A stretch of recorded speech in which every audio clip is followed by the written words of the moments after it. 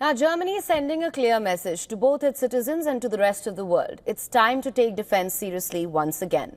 Facing mounting concerns over Russian aggression and the uncertainty over US commitments to NATO, Berlin seems to be mulling a dramatic move, bringing back conscription. Germany's defense minister, Boris Pistorius, has issued a warning. If voluntary enlistment in the military falls short, the country may be forced to reinstate conscription for the first time in over a decade. In an address at the Bundestag, which is the German federal parliament, Pistorius said, and I'm quoting here, "We have agreed that we will initially rely on voluntarism, a service that is initially voluntary and intended to encourage young people to serve their country. And I say this quite deliberately and honestly. The emphasis is also on initially, in case we cannot recruit enough volunteers." Germany suspended the compulsory military service in 2011, but with only 181,500 active troops, far below the 203,000 target by 2031, German military is struggling to meet growing demands.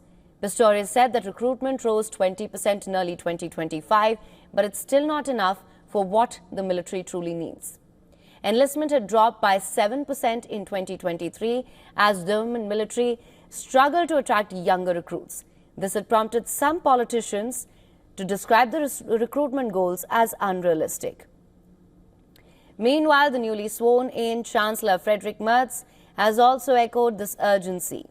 In his first address to Parliament, he has vowed to build Europe's strongest army and reverse decades of military neglect.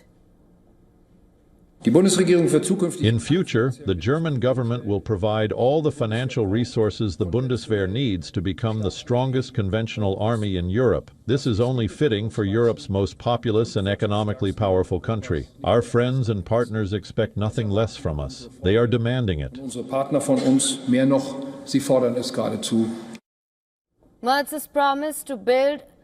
Merz promised to rebuild Germany's defense capabilities, starting with a €60 billion procurement budget this year, which is a 15% jump from last year. He emphasized Germany would lead alongside France, Poland and the UK, and also called for a united front in the Russia-Ukraine peace talks. Although Germany has supplied Ukraine with heavy weapons, including the Leopard 2 tanks, Berlin denies that the country is directly involved in the war with Russia.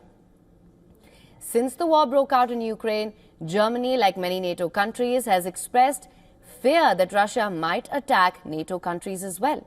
In fact, during a visit to Lithuania in January, German defense minister had claimed that Russia could prepare its army for a theoretical attack on NATO in 2029 or 2030.